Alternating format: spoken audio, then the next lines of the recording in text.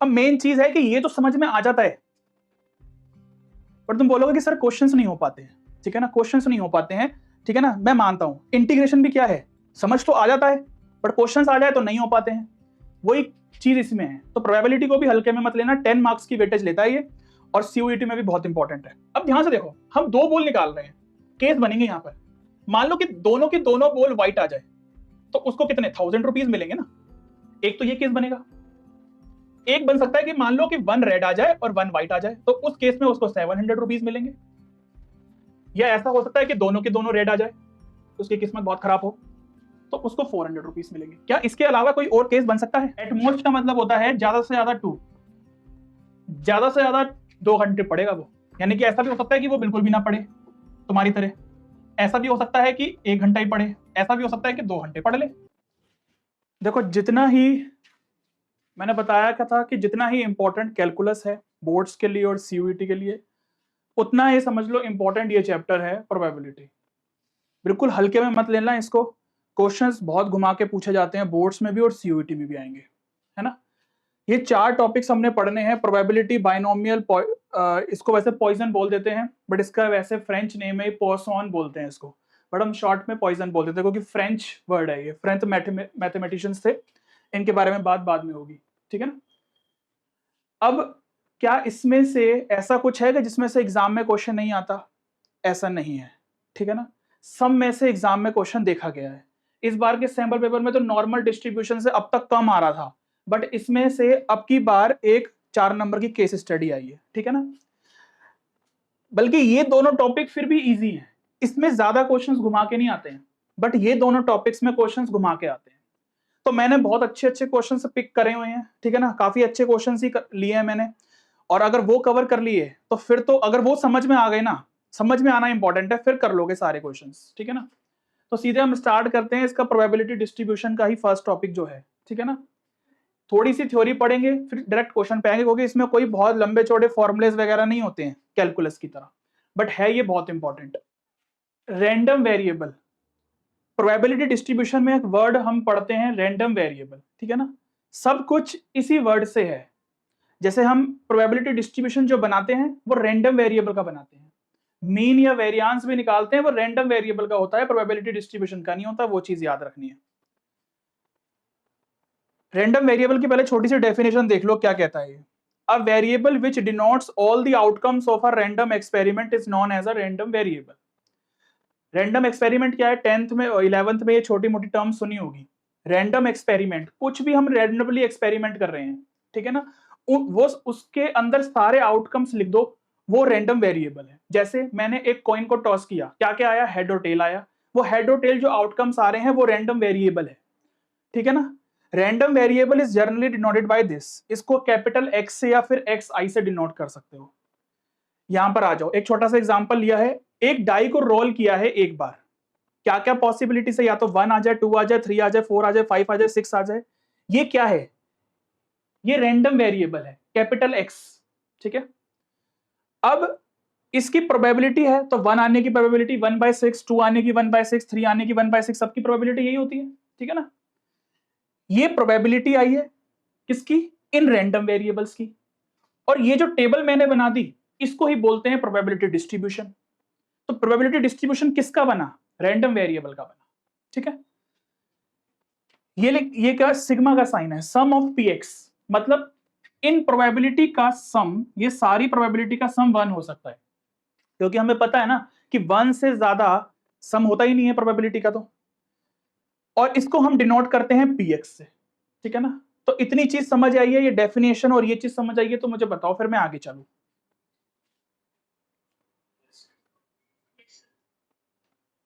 Mean, expected value या expectation, ठीक है ना। यहां पर एक्सपेक्टेड वैल्यू भी मैं लिख देता हूं कि एक्सपेक्टेड वैल्यू भी अगर लिखा हुआ आ गया ना तो उसका भी मतलब एक ही है, कंफ्यूज मत होना कि इसमें क्या पूछ लिया ऐसा।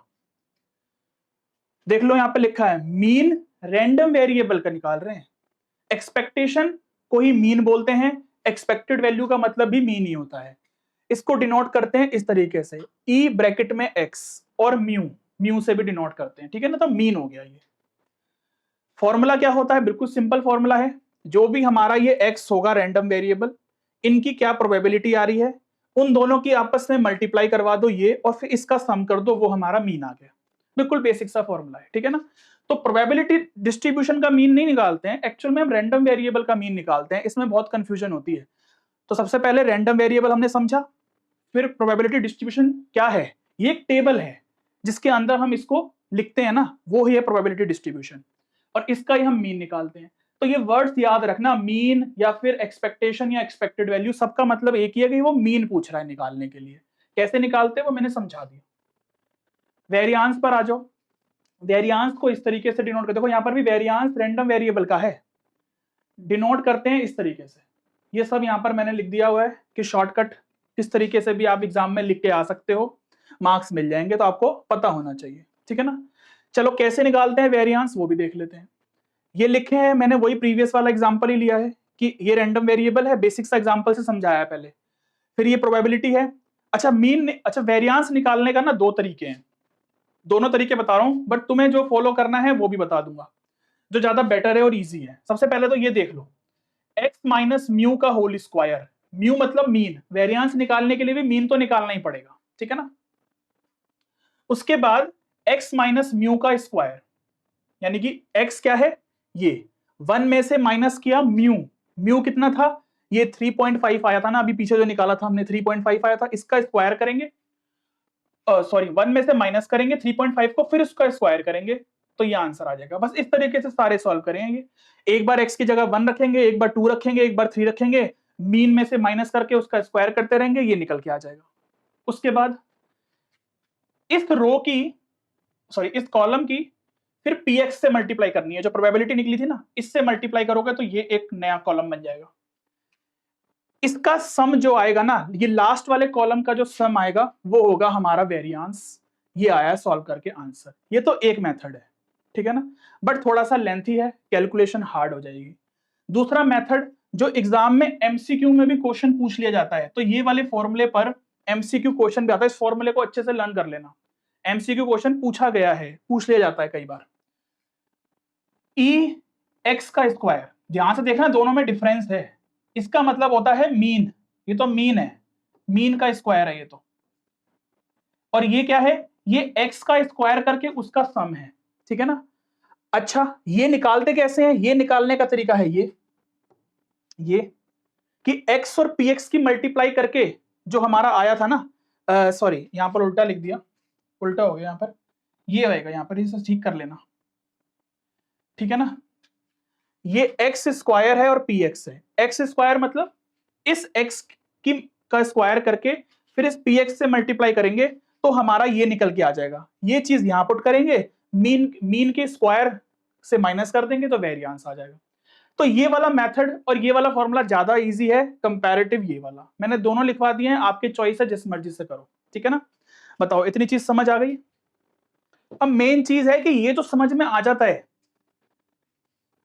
पर तुम बोलोगे कि सर क्वेश्चंस नहीं हो पाते हैं, ठीक है ना, क्वेश्चंस नहीं हो पाते हैं, ठीक है ना, मैं मानता हूं इंटीग्रेशन भी क्या है, समझ तो आ जाता है, बट क्वेश्चंस आ जाए तो नहीं हो पाते हैं, वही चीज इसमें है। तो प्रोबेबिलिटी को भी हल्के में मत लेना, 10 मार्क्स की वेटेज लेता है ये, और सीयूईटी में भी बहुत इंपॉर्टेंट है, ठीक है ना। तो ये चीज याद रख लो, दो फॉर्मुलेज हैं इसके बस सिंपल से, और ये है स्टैंडर्ड डेविएशन, तो ये तो पता ही होता है सबको कि स्टैंडर्ड डेविएशन होता क्या है, वेरियांस निकालो उसके ऊपर अंडर रूट लगा दो, आ गया हमारा स्टैंडर्ड डेविएशन। तो ये तो बेसिक सा है ना। तो देख लो अगर स्टैंडर्ड डेविएशन पूछ लिया ना, तो बेटा पहले मीन भी निकालना पड़ेगा, वेरियांस भी निकालना पड़ेगा, सब कुछ निकालना पड़ेगा। चलो डायरेक्ट आ जाओ क्वेश्चन पर, क्वेश्चन किस तरीके से करने हैं और किस तरीके से आएंगे, कैसे सोचना है क्वेश्चन को, ये इंपॉर्टेंट है। क्योंकि मैं यहां पर अगर 100 क्वेश्चन भी करवा दूंगा ना आपको, तो फिर भी ये थोड़ी पता कि एग्जाम में कौन सा आएगा, बट जिस लेवल के क्वेश्चंस मैं करवा रहा हूं ये अगर कवर कर लिए तो एग्जाम में इससे डिफिकल्ट या कॉम्प्लिकेटेड तो नहीं आने वाला। चलो क्वेश्चन को अच्छे से रीड कर लो पहले, प्रोबेबिलिटी डिस्ट्रीब्यूशन का पहले कॉन्सेप्ट समझ में आ गया तो फिर डायरेक्ट क्वेश्चन पे आएंगे तभी। In a business venture, a man can make a profit of rupees this or incur a loss of rupees this. The probabilities of making profit or incurring loss. अब कई बार ऐसा क्वेश्चन देख के तो लगता है कि इसको क्या ही प्रोबेबिलिटी से करेंगे, ये तो चलो प्रोबेबिलिटी वर्ड इन्होंने यूज कर दिया, नहीं तो वैसे इस क्वेश्चन को देख के तो पता ही नहीं चलेगा कि ये क्वेश्चन प्रोबेबिलिटी का था। है ना, from the past experience are known to be this, what is expected profit, expected word आ गया, यानी कि वो मीन पूछ रहा है। अब किसका मीन पूछ रहा है, रैंडम वेरिएबल का। अब रैंडम वेरिएबल क्या है पहले वो पहचानो, वो सब कुछ क्वेश्चन से पता चलेगा, स्टेप बाय स्टेप चलोगे क्वेश्चन सॉल्व हो जाएंगे, इजीली सॉल्व हो जाएंगे। सबसे पहले देखो कि क्वेश्चन ने क्या बोला है, एक्सपेक्टेड प्रॉफिट पूछा है ना क्वेश्चन ने, तो इसका मतलब रैंडम वेरिएबल क्या होगा, प्रॉफिट होगा, प्रॉफिट या लॉस यही होगा ना, क्योंकि जिसका मीन पूछा गया है वही तो रैंडम वेरिएबल है। तो सबसे पहले यहां पर इसको ऐसे लिख दो कि let X represent the profit या लॉस, ठीक है, कि जो एक्स है, एक्स क्या है, रैंडम वेरिएबल है, वो रिप्रेजेंट कर रहा है प्रॉफिट और लॉस को। चलो अब आ जाओ, अब बनाओ, इसके बाद क्या होगा, प्रोबेबिलिटी डिस्ट्रीब्यूशन बनाना है हमें। अब इसको चाहे वर्टिकल बना लो चाहे हॉरिजॉन्टल बना लो, सब सही है, ठीक है ना, कोई गलत नहीं होगा। इसको चाहे ऐसे बना लो चाहे ऐसे बना लो। अब एक्स ले क्या, ये इंपॉर्टेंट है ना, हमें पता है कि एक्स रिप्रेजेंट कर रहा है प्रॉफिट या लॉस को, तो क्वेश्चन में देखो ना, वो कह रहा है प्रॉफिट 50,000 था, लॉस था 20,000, तो यही होगा फिर हमारा, क्योंकि रैंडम वेरिएबल से ही पता चलेगा हमें कि हमें यहां पर क्या वैल्यूज डालनी है, और लॉस है 20। अब यहां पर बस ये चीज याद रखनी है कि लॉस जब आएगा तो माइनस साइन जरूर लगाना है, यहां पर गलती मत करना बस। आगे पूछा है, आगे बोला है कि इनके पास्ट एक्सपीरियंस से इनकी प्रोबेबिलिटी ये निकल के आई थी, तो इनकी प्रोबेबिलिटी ये है, क्वेश्चन ने सब कुछ दिया हुआ है इसमें, हमें बस वैल्यूज उठा के डालनी है और कुछ नहीं करना। फर्स्ट क्वेश्चन तभी इजी रखा है। एक्सपेक्टेड कह रहा है तो मीन निकालना है, यहां पर निकाल लो, इन दोनों की मल्टीप्लाई करवाओ, कितना आएगा ये 75/100 हो जाएगा ना, तो ये 3/4 हो जाएगा, ठीक है ना।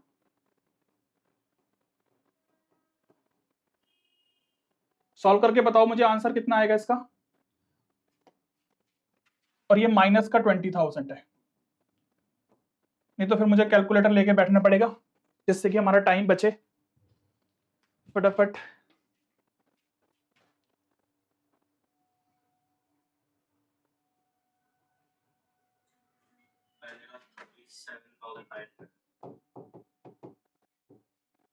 और नेक्स्ट वाला कितना आ जाएगा,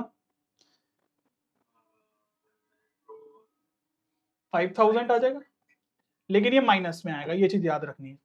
अब बस यहां पर लिख दो क्या पूछा है, एक्सपेक्टेड प्रॉफिट पूछा है।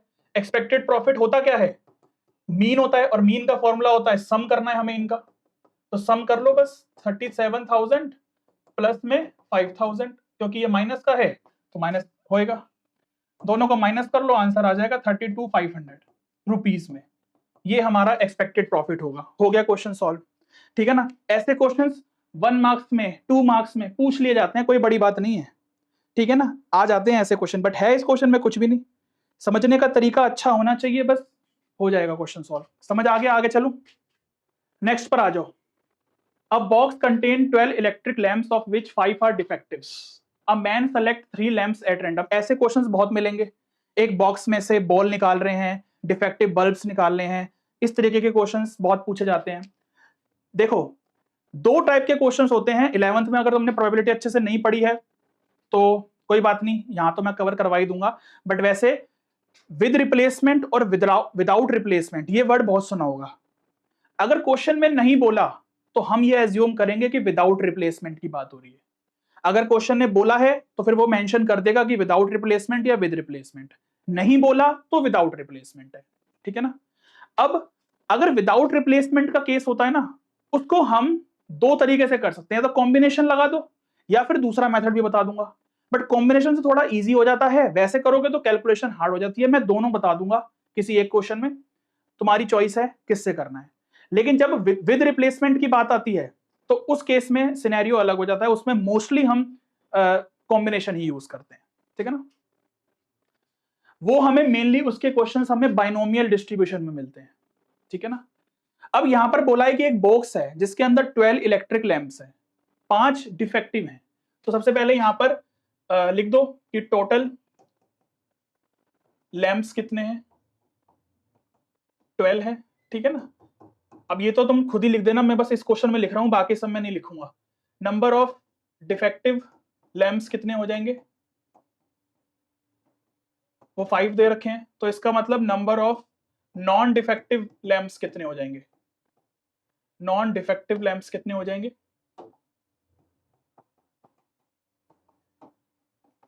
7 हो जाएंगे। 12 में से 5 को माइनस कर दो, 7 आ जाएगा। अब रैंडम वेरिएबल क्या लें? लेट एक्स रिप्रेजेंट, क्वेश्चन पढ़ो। एक मैन है जिसने 3 लैंप सेलेक्ट करे हैं randomly. What is the expected number of defective lamps in his selection? Mostly 99% जो क्वेश्चन ने पूछा है वही रैंडम वेरिएबल होता है। एक्सपेक्टेड, एक्सपेक्टेड समझ में आ गया? एक्सपेक्टेड वर्ड वो क्या पूछ रहा है?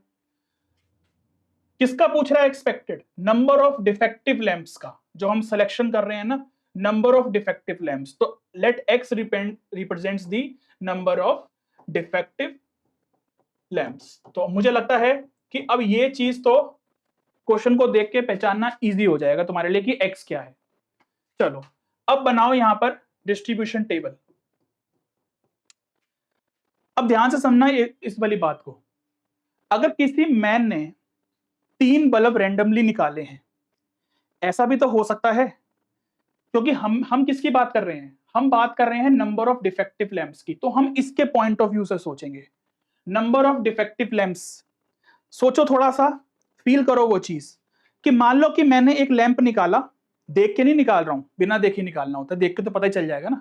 एक लैंप निकाला, हो सकता है कि पहला मैंने लैंप निकाला वो मेरा डिफेक्टिव ना आया हो, मतलब सही वाला आया हो। दूसरा निकाला वो भी ना आया हो, तीसरा निकाला हो वो भी ना आया हो सकती है ना पॉसिबिलिटीज। प्रोबेबिलिटी है क्या? प्रोबेबिलिटी पॉसिबिलिटीज ही तो है। तो 0 लिख दिया मैंने, रैंडम वेरिएबल 0। देखो x क्या है? Random variable. वो किसको रिप्रेजेंट कर रहा है? नंबर ऑफ डिफेक्टिव लैंप को। तो मैंने क्या माना कि नंबर ऑफ डिफेक्टिव लैंप्स क्या रहे होंगे? 0। कि अगर मैंने लैंप निकाला नहीं आया डिफेक्टिव, दूसरा निकाला नहीं आया डिफेक्टिव, तीसरा निकाला नहीं आया डिफेक्टिव, तो 0 डिफेक्टिव। अब 0 डिफेक्टिव है तो समझ जाओ ना कि वो तीनों सही वाले आए होंगे लैंप। आगे आ जाओ, 1 लिख दिया। 1 का मतलब क्या है कि मान लो कि एक डिफेक्टिव आया हो, बाकी दोनों ठीक आए हों। 2 लिख दिया कि मान लो कि 2 डिफेक्टिव आए हों, एक सही आ गया हो। ठीक है ना? और फिर तीनों, यानी कि तीनों ही डिफेक्टिव आ गए हों। क्या इसके अलावा और भी केस बनेगा? यहां पर मैं 4 लिखूंगा क्या? मुझे ये बता दो बस, क्या इसमें 4 आएगा? क्या रीजन है इसका?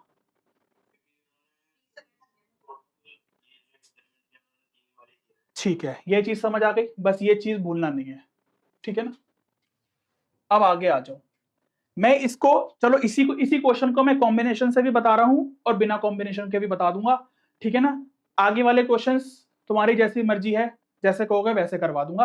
कॉम्बिनेशन से कहोगे कॉम्बिनेशन से ही करवा दूंगा, अगर कहोगे कि नॉर्मल करवाओ तो नॉर्मल करवा दूंगा, या फिर प्रैक्टिस बनाने के लिए मैं जिस मेथड से करवा रहा हूं तुम वो तो समझो ही समझो, घर पे होमवर्क में उसका ऑल्टरनेट वाले मेथड से भी सॉल्व करो, आंसर सेम ही आएगा दोनों से। अब ध्यान से समझना, इसको थोड़ा सा हमें, क्योंकि जब कॉम्बिनेशन लगा रहे हैं ना तो इसको थोड़ा सा हमें दूर दूर लिखना पड़ेगा।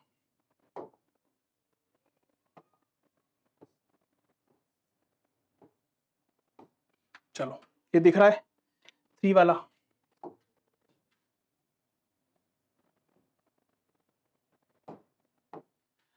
अब ध्यान से समझना मेरी बात, मैंने यहां पर 0 क्या लिया है कि एक भी बल्ब डिफेक्टिव नहीं आया, इसका मतलब तीनों के तीनों बल्ब सही आए हैं। अब तीनों के तीनों बल्ब अगर सही आए हैं तो वो 7 में से ही तो निकले होंगे, 7C3। और जो डिफेक्टिव वाला है वो तो आया ही नहीं है, तो 5C0। ये हमने क्या किया? कॉम्बिनेशन होता है सिलेक्शन प्लस चूज। ठीक है ना? सिलेक्शन करना और फिर उसको अरेंज करना, मतलब चूज और सिलेक्शन वर्ड तो एक ही हो गया। कॉम्बिनेशन क्या होता है? कॉम्बिनेशन सिलेक्शन करना फिर उसको अरेंज करना। ठीक है ना? तो चूज कर लिया हमने, ये रहा चूज, ये तो हमारा निकल के आ गया। अब ये क्या है? नंबर ऑफ फेवरेबल आउटकम्स, क्योंकि हम प्रोबेबिलिटी निकाल रहे हैं। तो 10th में फॉर्मूला पढ़ते थे ना, number of favourable outcomes upon total number of outcomes. तो टोटल नंबर ऑफ आउटकम्स क्या होंगे फिर? टोटल कितने हैं? 12। मैंने बल्ब्स कितने निकाले हैं? 3, निकल के आ गया ये रहा। देखो एक भी डिफेक्टिव नहीं था, तो इसका मतलब तीनों के तीनों बल्ब सही हैं, तो 7C3, इसका मतलब वो 7 में से ही 3 बल्ब निकले होंगे। और डिफेक्टिव एक भी नहीं है तो 5C0, ठीक है ना। अब इसके कुछ शॉर्टकट हैं वो याद कर लो, डायरेक्ट याद करोगे तो ज्यादा बढ़िया होगा। NC1 कितना होता है, NC0 कितना होता है, NCN कितना होता है, ये डायरेक्ट अगर याद होंगे ना तो फॉर्मूला क्वेश्चन सॉल्व करने में स्पीड बन जाती है, ठीक है ना। तो ये तो कॉम्बिनेशन सॉल्व करने आते ही होंगे। ये क्या होता है, n फैक्टोरियल अपॉन 1 फैक्टोरियल, और ये कितना आता है n-1 फैक्टोरियल, ठीक है ना। जब इसको ओपन करेंगे तो n-1 फैक्टोरियल अपॉन 1 फैक्टोरियल तो 1 ही होता है, और n-1 फैक्टोरियल, तो ये कट गया तो n बचा, ठीक है ना। सॉल्व करना तो आता ही होगा ये कॉम्बिनेशन, तो n बचा। NC0 क्या होगा, जैसे कि मान लो अगर मुझे 5C0 निकालना है तो 5 फैक्टोरियल अपॉन 0 फैक्टोरियल, 5 माइनस 0 यानी कि 5 फैक्टोरियल, कट के 1 आ जाएगा, 0 फैक्टोरियल की वैल्यू 1 होती है, 1 आ गया। n क्या होता है, n या 5C5 ही बताओ क्या होता है, तो 5 फैक्टोरियल अपॉन 5 माइनस 5 0 फैक्टोरियल और 5 फैक्टोरियल, तो ये भी कट के कितना आता है 1। तो NC0 और NCN की वैल्यू 1 ही आती है और NC1 की वैल्यू n आती है। तो ये डायरेक्ट अगर याद कर लोगे ना क्वेश्चन सॉल्व करने में स्पीड बन जाती है। चलो इसको सॉल्व करेंगे अभी हम, आगे आ जाओ। 1 के लिए क्या करें, 1 के लिए बताओ क्या होना चाहिए। 1 क्या है, एक डिफेक्टिव लैंप आया है, एक डिफेक्टिव है ना, तो या तो पहले एक डिफेक्टिव निकाल लो, चलो 5C1, और बाकी के 2 नॉन डिफेक्टिव हैं तो वो निकलेंगे इसमें से, ठीक है ना। ये गलती कर, ये चीज ध्यान रखना कि जो नीचे है ना, नीचे 1 और 2 इनका सम हमेशा 3 ही बनना चाहिए, जितने बल्ब हम निकाल रहे हैं, कितने लैंप हम निकाल रहे हैं। यहां पर भी देखो 3 + 0 3 ही बना था, और नीचे तो वही आएगा 12C3, ठीक है ना। अब आ जाओ इसके लिए, 2 के लिए क्या होगा, 2 के लिए क्या होगा,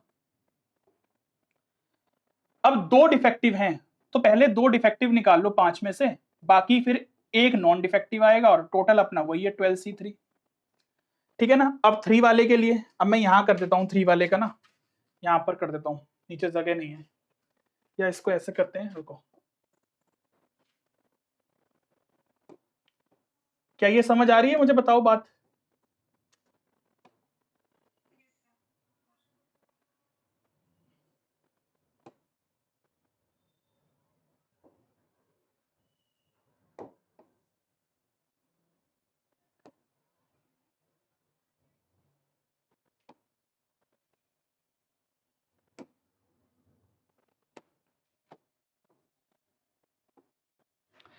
अब तीनों के तीनों बल्ब डिफेक्टिव हैं तो वो 5 में से ही निकले होंगे, और नॉन डिफेक्टिव में से तो कुछ भी नहीं निकला होगा, और टोटल में ही है। अब यहां पर हम सॉल्व करते हैं। अब देखो इसकी कैलकुलेशन भी ना मैं पूरी सॉल्व नहीं करवाता, क्यों, क्योंकि जब भी हमें एक्सपेक्टेड या मीन निकालना होता है ना तो लास्ट में हमें उसका सम करना होता है, तो डिनोमिनेटर सेम रहने दो, ठीक है ना। उससे क्या होगा कि बेस सेम रहेगा, एलसीएम लेने में इजी हो जाता है। चलो 7C3 को सॉल्व करो, 7 factorial upon 3 factorial 4 factorial, speed होनी चाहिए कैलकुलेशन सॉल्व करने की। 7 5 6, उसके बाद सॉरी 7 6 5 और 4 फैक्टोरियल से डायरेक्ट कर दिया, 3 फैक्टोरियल होता है 6, 6 से 6 कट गया, 7 5 से 35 आ गया। इसको सॉल्व करो, 12 अपॉन में 3 और 9, तो क्या बचेगा, 12 मल्टीप्लाई 11 मल्टीप्लाई 10, 9 से तो 9 कट जाएगा, ये 6 आ जाएगा, ये 2 आ जाएगा, 220 आ जाएगा। अब डिनोमिनेटर तो सबका 220 है ना, तो बस 220 लिख दो। इसको अभी काटना पीटना नहीं है हमें कुछ भी, इसको काटने मत लग जाना। अगर सिर्फ प्रोबेबिलिटी डिस्ट्रीब्यूशन बनाना होता तो फिर इसको रिड्यूस करके दिखा देते हम, है ना, अभी मत करो। चलो इसको सॉल्व करो, 5C1 देखो मैंने अभी डायरेक्ट बताया 5 होता है, 7C2 कितना आ जाएगा, 7 फैक्टोरियल अपॉन 2 फैक्टोरियल 5 फैक्टोरियल, ऊपर से बचेगा 7 × 6 और ये तो 21 आ गया, 21 आ गया। इसको सॉल्व करोगे कितना आ जाएगा, ये 105/220। थोड़ी कैलकुलेशन तो होती ही है, चाहे फैक्टोरियल भी करोगे सॉल्व या फिर नॉर्मल भी करोगे, थोड़ी तो आती है। 5 फैक्टोरियल अपॉन में 2 फैक्टोरियल, और यहां से कितना बचेगा 3 फैक्टोरियल, तो 5 × 4 अपॉन में 2 10 आ जाएगा ये, और ये तो 7 आ जाएगा, तो 70 आ जाएगा, डायरेक्ट पता चल गया ये तो। 7C0 देखो 1 होता है और 5C3। अच्छा देखो अब ये भी पता होना चाहिए कि 5C2 और 5C3 की वैल्यू सेम होती है। मैंने अभी यहाँ पर सॉल्व किया 10 आई थी तो 10 आ जाएगा ये, ठीक है ना, ये 10 आ जाएगा। यहां पर भी लिख देता हूं मैं, दोबारा से देख लो कि NCR या NCN-R दोनों की वैल्यू बराबर होती है। देख लो यहां पर 5C2 था ना, तो यहां पर कितना आ जाएगा, 5 - 2 करूंगा तो 3 हो जाएगा। तो 5C2 और 5C3 की वैल्यू सेम आती है। ये शॉर्टकट्स होते हैं कॉम्बिनेशन के, जो कि ये तो 11th में पढ़ लेते हैं हम। ये लगाओगे तो टाइम बचेगा। बस अब हमें क्या करना है, इनका सम करना है, इनका सम कर दो। एक्सपेक्टेड यहां कर रहा हूं, एक्सपेक्टेड वैल्यू जो पूछ रहा था वो, या मीन लिख दो, कुछ भी लिख दो, सम करो। देखो मैंने यहां पर तभी इसको रिड्यूस नहीं करवाया क्योंकि एलसीएम लेना इजी हो जाएगा। इसको ऐड कर लो, कितना आ जाएगा ऐड करके, 30 और 35 और 105, 105 प्लस 35 प्लस 80 है वो, ठीक है ना। तो कितना आ रहा है ये, अच्छा सॉरी ये तो 1 ही आएगा, अभी तो मीन तो निकाला ही नहीं हमने, क्या कर रहे हैं हम। अभी मीन निकालने के लिए तो हम मल्टीप्लाई करेंगे ना, मल्टीप्लाई करो, एक्स पी एक्स की मल्टीप्लाई करो, ये तो 0 ही आ जाएगा। ये कितना आ जाएगा, 105/220 ही बचेगा ये। इसकी मल्टीप्लाई करोगे तो ये 140/220 आ जाएगा, और इसकी मल्टीप्लाई करोगे तो 30/220 आ जाएगा। हमेशा याद रखना कि इस px का सम हमेशा 1 आएगा। अगर 1 नहीं आ रहा तो चेक कर सकते हो कहीं तो गलती करी है हमने।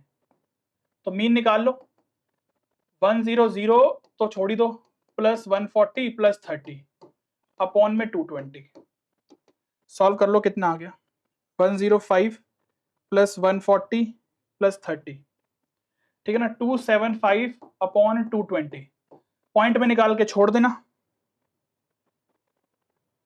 1.25, ये हमारा फाइनल आंसर आ गया। बताओ समझ आ गया ये। और ऐसे क्वेश्चंस एग्जाम में पूछे जाते हैं।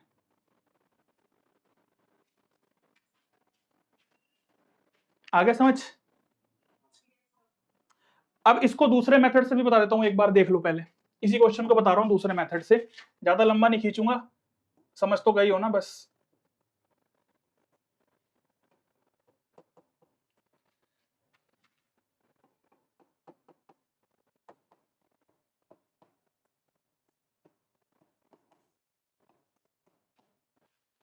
हमने सबसे पहले मैंने क्या बोला था, हम 3 बल्ब निकाल रहे हैं, एक साथ तो नहीं निकाल रहे ना, तीनों रैंडमली निकाल रहे हैं। क्वेश्चन ने नहीं बोला, हम मानेंगे विदाउट रिप्लेसमेंट का केस है, विदाउट रिप्लेसमेंट का। मैंने एक बल्ब निकाला। अब पहला केस क्या है कि 0, 0 का मतलब क्या है कि नंबर ऑफ डिफेक्टिव लैंप नहीं आए, यानी कि सही वाले आए हैं।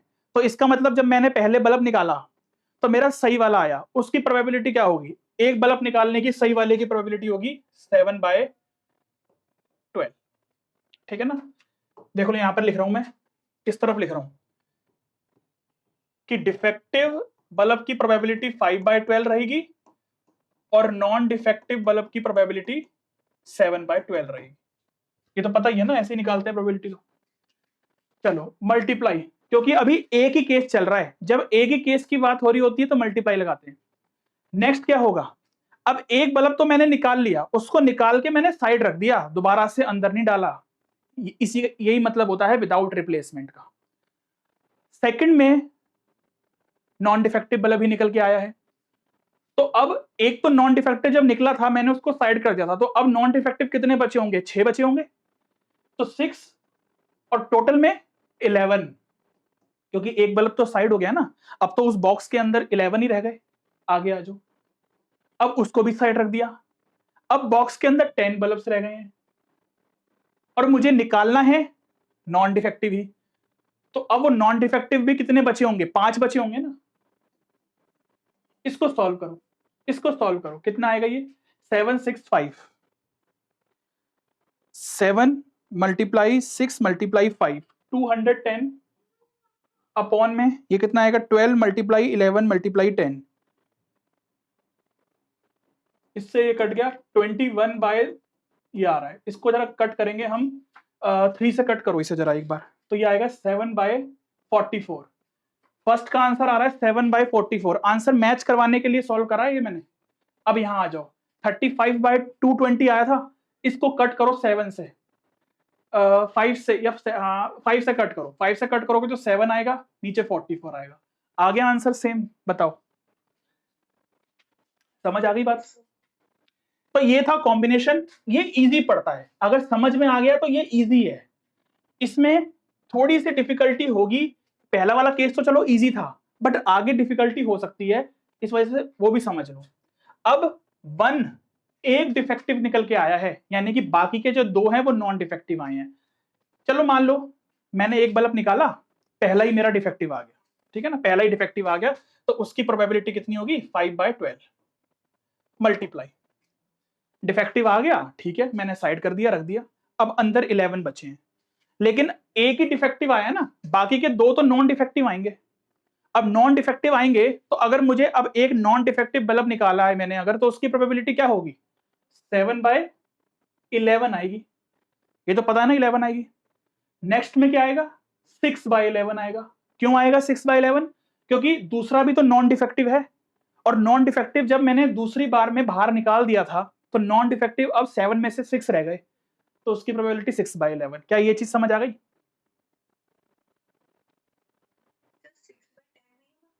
हाँ 6/10, सॉरी, ये चीज समझ आ गई? क्या ये इतना ही खत्म हो जाएगा? अगर ये इतना ही खत्म हो गया तो फिर तो ये ऊपर वाले की तरह ही हो गया, इसको जब सॉल्व करोगे उसको जब सॉल्व करोगे तो आंसर तो सेम ही आएगा। बट ये यहां खत्म नहीं हुआ, यही चीजें समझने वाली इसमें, तभी यहां पर गलतियां होती है और कंफ्यूजन होती है। यहां पर अब ध्यान से समझना, ये तो एक केस हो गया था ना, ये मैंने 3 बल्ब निकाल लिए, एक केस खत्म हो गया। दूसरा केस बनेगा, उसके लिए प्लस का साइन आएगा। ये हमेशा याद रख लो, गलतियां होती है, जब एक ही केस चल रहा हो तो मल्टीप्लाई आते हैं, जब दूसरा केस आ जाए तो प्लस का साइन लग जाता है, ठीक है ना। ये एक केस खत्म हो गया, यहां पर ये खत्म है, अब ये दूसरा केस चला रहा हूं मैं। अच्छा, दूसरे केस में ऐसा नहीं हो सकता कि पहला मैंने निकाला, जरूरी है वो डिफेक्टिव ही आए, क्या पता नॉन डिफेक्टिव आ जाए, हो सकता है ना ये? बताओ, अग्री कर रहे हो इस बात से? तो अगर नॉन डिफेक्टिव आ गया तो उसकी प्रोबेबिलिटी तो 7/12 होगी, प्लस मान लो दूसरा भी नॉन डिफेक्टिव आ गया, ये 6/11 हो गया, और मुझे अब एक तो डिफेक्टिव निकालना ही है, तो अब एक डिफेक्टिव निकालने के लिए 5/10 हो जाएगा। अब यहां पर ये गलती मत, ये मत सोचना कि ये 5 मेरा, ये 6 है तो ये 5 हो गया, नहीं, ये 5/10 वो डिफेक्टिव वाला था, क्योंकि डिफेक्टिव की प्रोबेबिलिटी कितनी थी? 5/12 थी ना। बट अब बल्ब ही उसमें से जब 10 बचे हैं तो प्रोबेबिलिटी फिर 5/10 होगी। क्या ये केस समझ आ गया? बताओ, बताओ सार्थक। थर्ड केस क्या बनेगा? थर्ड केस क्या है? थर्ड केस ये है कि मान लो पहले में नॉन डिफेक्टिव आए, दूसरे में ही डिफेक्टिव आ जाए, तो अब देखो यहाँ पर 6 नहीं कर रहा मैं, यहाँ पे 5 आएगा, 5/11, और फिर तीसरा नॉन डिफेक्टिव आ जाए तो 6/10 हो जाएगा। ये बन गया मेरा क्वेश्चन। अब इसमें ध्यान से समझो, नीचे 12 है, 11 है, 10 है, 12 है, 11 है, 10 है, 12 है, 11 है, 10 है, ऊपर 5 7 6 7 6 5 7 5 6, तो सेम ही है ना। तो इसको मैं ऐसे ना बना के अगर इसको ही 3 से मल्टीप्लाई कर दूं तब भी आंसर आ जाएगा, लेकिन वो हर बार नहीं होता, ठीक है ना। यहां तो फिगर ऐसी थी तो बन गया, बट हर बार ऐसे नहीं होगा, तो वो गलती मत करना। ऐसे ही केस बनाने पड़ेंगे, ऐसे सोचना पड़ेगा, तभी मैंने बताया थोड़ा सा लेंथी है। थर्ड वाला आ जाओ, थर्ड वाले में 2 डिफेक्टिव है, तो 2 डिफेक्टिव है तो कैसे होगा बताओ। मान लो पहले ही 2 डिफेक्टिव आ गए, तो 5/12 मल्टीप्लाई 4/11, और एक डिफेक्टिव आ गया, सॉरी एक नॉन डिफेक्टिव आ गया, तो 7/10। एक और केस बनेगा, क्या बनेगा? एक केस और क्या बनेगा बताओ। इसमें तो क्या है कि पहले ही दोनों मैंने मान लिए कि डिफेक्टिव आ गए थे, एक नॉन डिफेक्टिव आया। ऐसा भी तो हो सकता है कि मान लो पहले नॉन डिफेक्टिव आ गया हो, फिर बाद वाले जो हैं वो मेरे डिफेक्टिव आ गए हो। एक केस और बनेगा, क्या बनेगा? मान लो कि पहला डिफेक्टिव आया हो, अच्छा और कोई केस बनेगा क्या, या दो ही केस बनेंगे बताओ, इसमें क्या दो ही केस बनेंगे या और भी कोई केस बनेगा, कैसे और क्या होगा,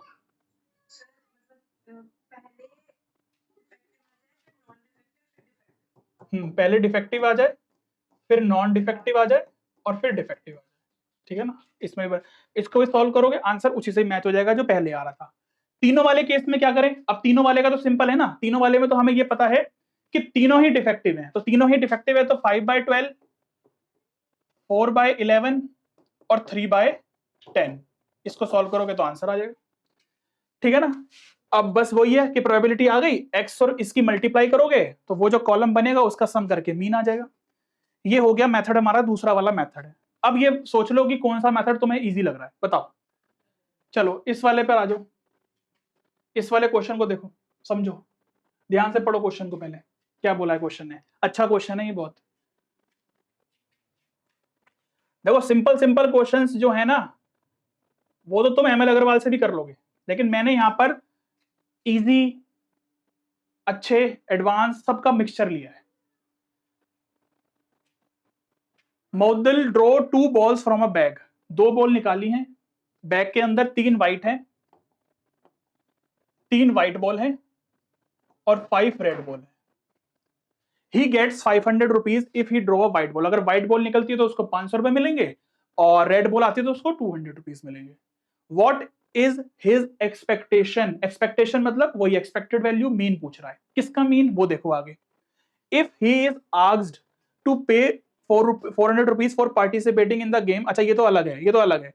अब इस यहां पर खुद से सोचना पड़ेगा तुम्हें कि एक्सपेक्टेशन किसकी पूछ रहा है वो, कौन, मुझे बताओ जरा कि एक्सपेक्टेशन किस चीज की वो पूछ रहा है, सबसे पहले तो ये बताओ मुझे। यहां पर सोचना पड़ेगा थोड़ा सा, यहां पर क्वेश्चन ने बोला नहीं है। देखो एक्चुअल में वो एक्सपेक्टेशन जो पूछ रहा है वो अगर हमें पैसे दे रखे हैं तो इसका मतलब वो कुछ अमाउंट ही तो निकालने के लिए पूछ रहा होगा ना, पैसे ही तो निकालने के लिए पूछ रहा होगा। बट वो हम कैसे बनाएंगे, वो हमें सोचना पड़ेगा थोड़ा सा। अब ध्यान से देखो, हम 2 बॉल निकाल रहे हैं, केस बनेंगे यहां पर। मान लो कि दोनों के दोनों बॉल व्हाइट आ जाए तो उसको कितने 1000 रुपीज मिलेंगे ना, एक तो ये केस बनेगा। एक बन सकता है कि मान लो कि 1 रेड आ जाए और 1 व्हाइट आ जाए, तो उस केस में उसको 700 रुपीज मिलेंगे। या ऐसा हो सकता है कि दोनों के दोनों रेड आ जाए, उसकी किस्मत बहुत खराब हो, तो उसको 400 रुपीज मिलेंगे। क्या इसके अलावा कोई और केस बन सकता है, नहीं बन सकता ना। चलो इसका मतलब जो अब ये जो एक्स है ना, ये एक्स क्या है, बॉल्स तो यहां पे लिखनी नहीं है हमें, ये पैसे तो लिखने हैं, ये अमाउंट ही तो लिखनी है हमें। तो ये 1000 रुपीज, 700 रुपीज, 400 रुपीज, ठीक है ना। यहां पे लिख देना कि एक्स क्या है, एक्स क्या है, एक्स रिप्रेजेंट द अमाउंट या फिर प्रॉफिट, कुछ भी लिख दो। अब प्रोबेबिलिटी कैसे निकालनी है ये देखो, सबसे पहले मैं यहां पे लिख रहा हूं कि अगर व्हाइट बॉल आएगी तो उसकी प्रोबेबिलिटी तो 3/8 होनी चाहिए, और रेड बॉल की प्रोबेबिलिटी 5/8 होनी चाहिए। चलो 1000 रुपीज उसको कब मिलेंगे, जब 2 व्हाइट बॉल्स आएंगी, 2 व्हाइट बॉल्स आएंगी विदाउट रिप्लेसमेंट है, क्वेश्चन ने नहीं बोला तो विदाउट रिप्लेसमेंट मानना है। पहली बॉल निकाली व्हाइट आ गई, हटा दी, दूसरी बॉल निकाली व्हाइट आ गई, हटा दी। तो जब पहली बॉल व्हाइट आई तो उसकी प्रोबेबिलिटी तो 3/8 होगी, दूसरी बॉल भी व्हाइट आई तो उसकी प्रोबेबिलिटी 2/7 हो जाएगी। क्या ये चीज समझ आ गई, ये मैंने सेकंड वाले मेथड से करवा दिया, ठीक है ना। कॉम्बिनेशन से खुद से सोच लो क्या होना चाहिए, कॉम्बिनेशन से लगा लो ना कि हमें व्हाइट बॉल ही तो निकालनी है, तो व्हाइट बॉल 3 है तो 3C2 मल्टीप्लाई, रेड बॉल आएगी नहीं एक भी, तो रेड बॉल कितनी है 5 है, 5C0 अपॉन टोटल 8 है, 8 में से हमें 2 निकालनी है, ये बन गया कॉम्बिनेशन का सीन। बताओ समझ आ गया। तो इसको मैं अब इससे करवा देता हूं सेकंड वाले से, है ना, कॉम्बिनेशन से तुम कर लेना ट्राई। ये कितना आ जाएगा 6/56। सेकंड वाले में बताओ 700 रुपीज उसको कब मिलेंगे, सेकंड 100 रुपीज उसको, 700 रुपीज को उसको कब मिलेंगे, जब एक बार रेड आई हो एक बार व्हाइट आई हो, मान लो पहली रेड आई, पहली रेड आने की प्रोबेबिलिटी 2/7 हटा दी, दूसरी वाली व्हाइट आ गई 2/8 और कितनी आ गई 3/7। क्या ये इतना ही सॉल्व करेंगे, बस ये खत्म हो गया क्या, ये इसका आंसर बस 6/56 आ जाएगा क्या? क्या इसमें और भी कुछ होगा? ऐसा भी तो हो सकता है ना कि पहली बार में व्हाइट आ जाए, तो पहली बार में व्हाइट आएगी तो 3/8 हो गया, और दूसरी बार में मान लो रेड ही आ जाए तो 2/7 आ गया। इसको सॉल्व करोगे तो ये 12/56 बनेगा। 400 कब आया होगा, जब दोनों बार रेड आ जाए। तो दोनों बार अगर रेड आएगी ये हाँ वही है, 5/7 ही आएगा इधर, तो 15/56 होगा ये। तो 5/8 मल्टीप्लाई 3/7 प्लस फिर 3/8 मल्टीप्लाई 5/7, तो ये 30/56 हो जाएगा। अब 400 कब आया होगा, जब दोनों बार में रेड आई होगी। तो दोनों बार में अगर रेड आई है तो 5/8 मल्टीप्लाई 4/7 यही रहा होगा, तो 28/56 मल्टीप्लाई करके निकाल लो।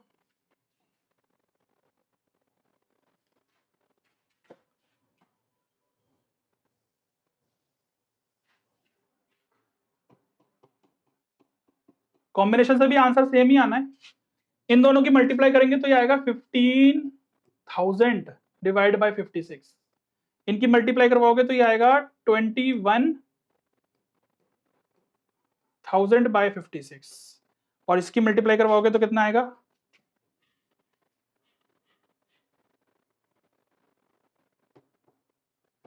कैलकुलेशन जरा चेक कर लेना। बस इनका अगर सम कर दो तो तुम्हारी एक्सपेक्टेशन आ जाएगा जो पूछ रहा है वो, ठीक है ना। 15,000 प्लस 21,000 प्लस 11,200 डिवाइड बाय 56, ठीक है ना। इसका सम कर लो, आंसर आ जाएगा। अच्छा, दोनों बार व्हाइट आई थी ना, तो ये 2/7 होगा, तो ये 6/56 ही रहेगा, तो ये 6,000 ही रहेगा।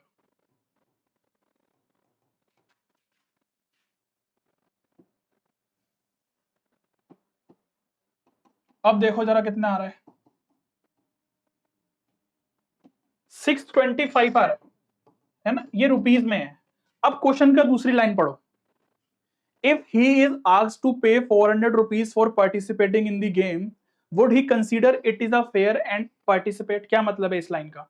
अब वो इस गेम को ज्वाइन करने के लिए पहले उसको 400 rupees की फीस देनी पड़ेगी, ठीक है ना, तब जाके वो पार्टिसिपेट करेगा। तो क्या इस गेम में पार्टिसिपेट करना फेयर है, ये फेयर गेम है, कैसे पता चलेगा? देखो, एक्सपेक्टेशन का मतलब क्या है कि हम ये 625 रुपए जीत सकते हैं। अगर हमने 400 रुपीज दिए एज अ फीस उस गेम को, तो हमारा चांस है कि हमें 625 रुपीज मिल सकते हैं। तो फेयर गेम ही तो हुआ फिर ये। बताओ क्या समझ आया? तो it is a fair game, ये एक फेयर गेम ही तो है, क्योंकि ये अमाउंट 400 से बड़ी है। अगर ये 400 से छोटी होती तो फिर ये फेयर गेम ना होता, फिर हम पार्टिसिपेट ही नहीं करते। मान लो हमें यहाँ पर 600 मतलब 300 मिल रहे हैं, तो हम क्या पागल हैं कि मतलब 400 रुपए देके हमें सिर्फ 300 ही मिल सकते हैं मैक्सिमम, तो फिर फायदा क्या है? समझ आ गई बात? चलो, अब ये वाले जो क्वेश्चन है ना, इस टाइप के क्वेश्चन तो भर भर के मिलेंगे तुम्हें हर जगह मिलेंगे भर भर के।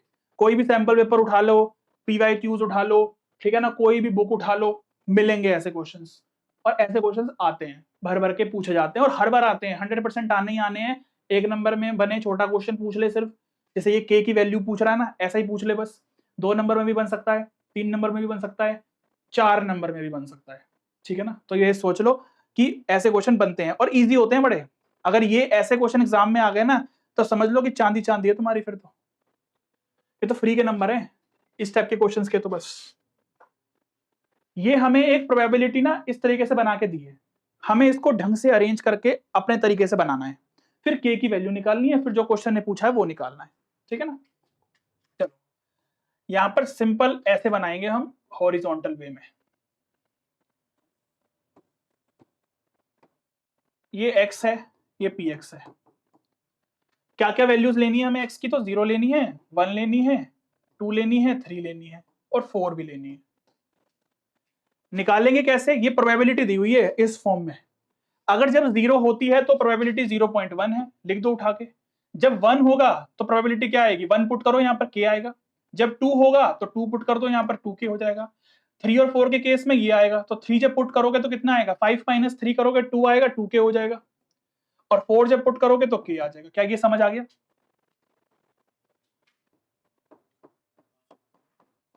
मैंने बताया था ना कि इसका सम हमेशा 1 आता है, ये भूलना नहीं है। 1 मार्क्स में ऐसे पूछ सकता है क्वेश्चन सिर्फ k की वैल्यू निकालने के लिए।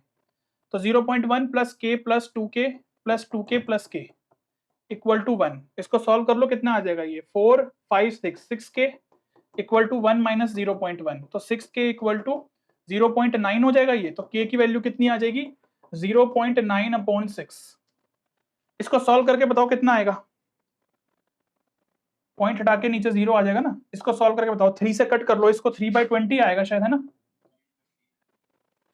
3/20 आएगा ना? ठीक है ना? कैलकुलेशन चेक कर लेना एक बार बस। अब आगे आ जाओ। अब आगे क्वेश्चन ने क्या बोला है? सेकंड पार्ट, ये तो खत्म हो गया। ऐसे क्वेश्चन केस स्टडी में बन जाते हैं, देखो इस तरीके के ही बनते हैं ऐसे क्वेश्चंस में। कैसे? मान लो एक पार्ट में k की वैल्यू पूछ लेगा, दूसरे में कुछ और पूछ लेगा, और फिर तीसरे में 2 नंबर का एक कुछ और बना देगा। बन गया केस स्टडी क्वेश्चन, ऐसा ही बन गया। और बने हैं ऐसे क्वेश्चन एग्जाम पहले भी। सेकंड पार्ट देखो इसका, what is the probability that the student studied for at least 2 hours. वो कम से कम 2 घंटे पढ़ता है। एटलीस्ट का वर्ड मतलब का पता है ना? एटलीस्ट वर्ड का मतलब पता है ना? कम से कम 2 घंटे। एटलीस्ट 2 आवर्स, कम से कम 2 घंटे। कैसे लिखेंगे इसको? p x greater than equal to 2। x मतलब वही ना, रैंडम वेरिएबल, क्योंकि यहां पर तो रैंडम वेरिएबल जो है वो आवर्स को ही डिनोट कर रहा है। कम से कम 2 घंटे। चलो कैसे लिखते हैं?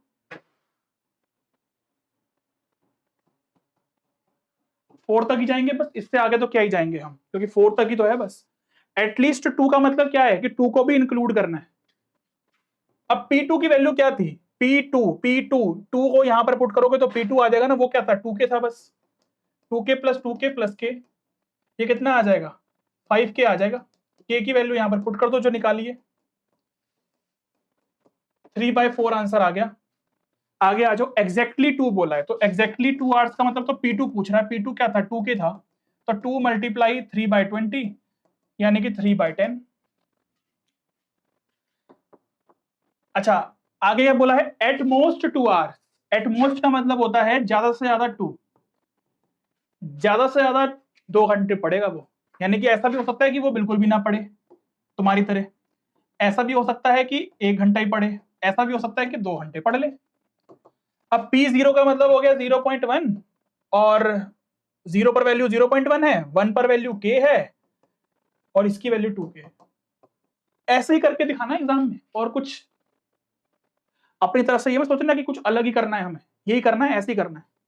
0.1 प्लस 3k, तो 0.1 प्लस 9/20, 9/20। इसको सॉल्व कर लो, एलसीएम वगैरह लेके इसको सॉल्व कर लो, कितना आ जाएगा? ये 20 की यहाँ मल्टीप्लाई करवाओगे तो कितना आ जाएगा? ये 2 ही तो आएगा, 11/20 आ जाएगा आंसर। कैलकुलेशन देख लेना एक बार। हो गया क्वेश्चन सॉल्व, खत्म। कुछ भी नहीं है इस क्वेश्चन में, फ्री फंड के नंबर है ये, अगर ऐसा क्वेश्चन आ गया तो। समझ आ गया?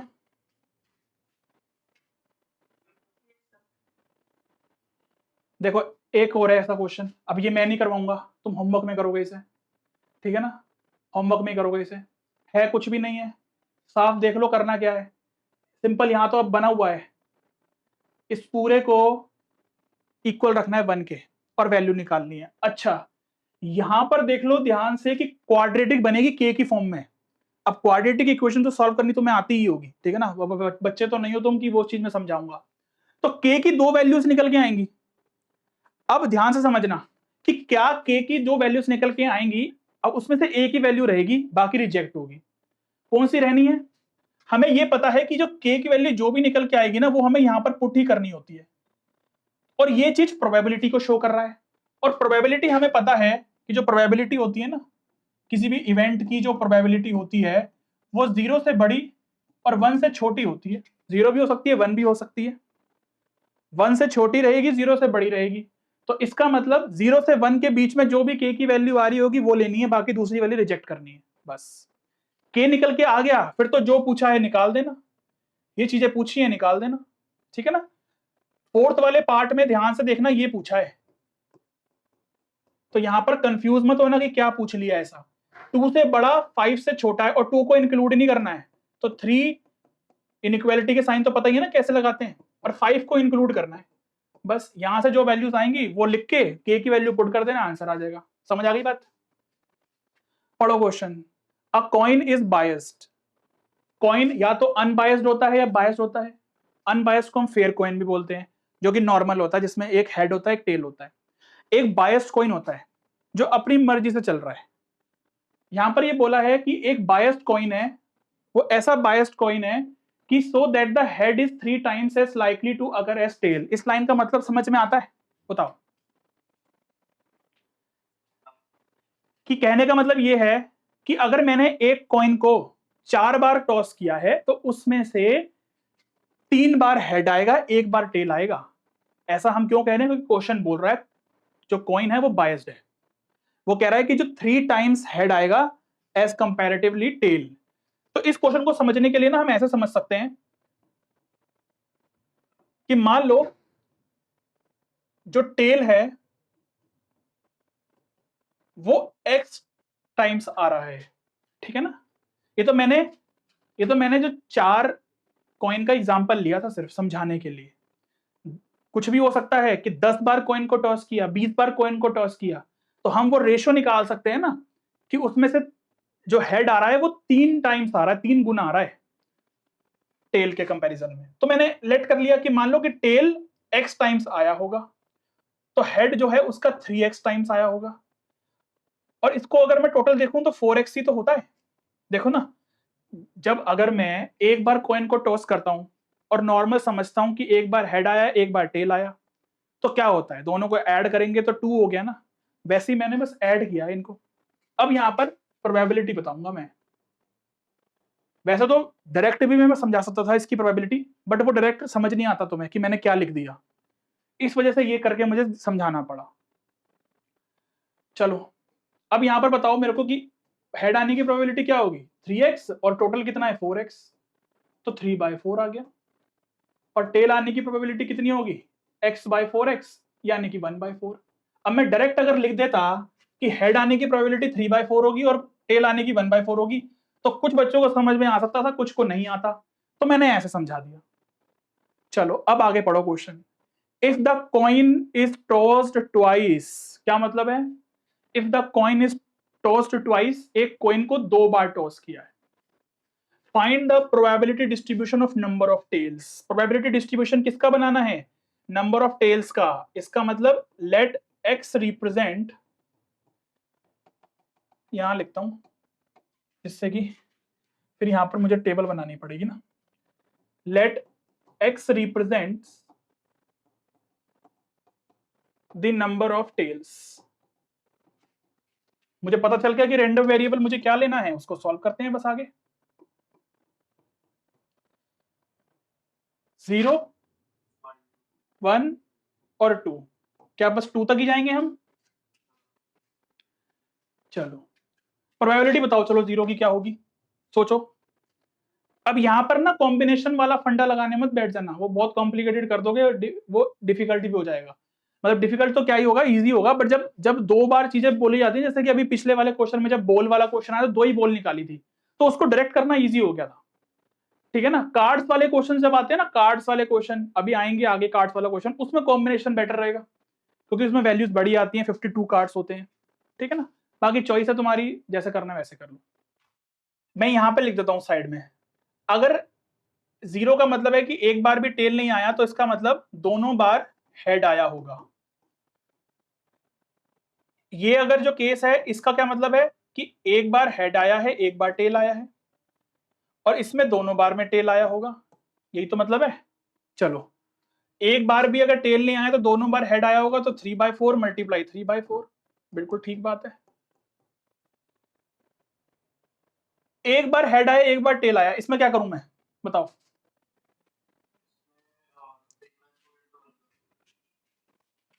थ्री बाय फोर इंटू 1/4,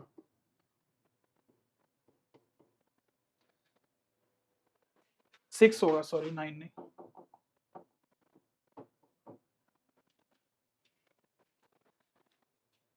दो बार टेल आया तो सिंपल है, 1/4 मल्टीप्लाई 1/4, 1/16।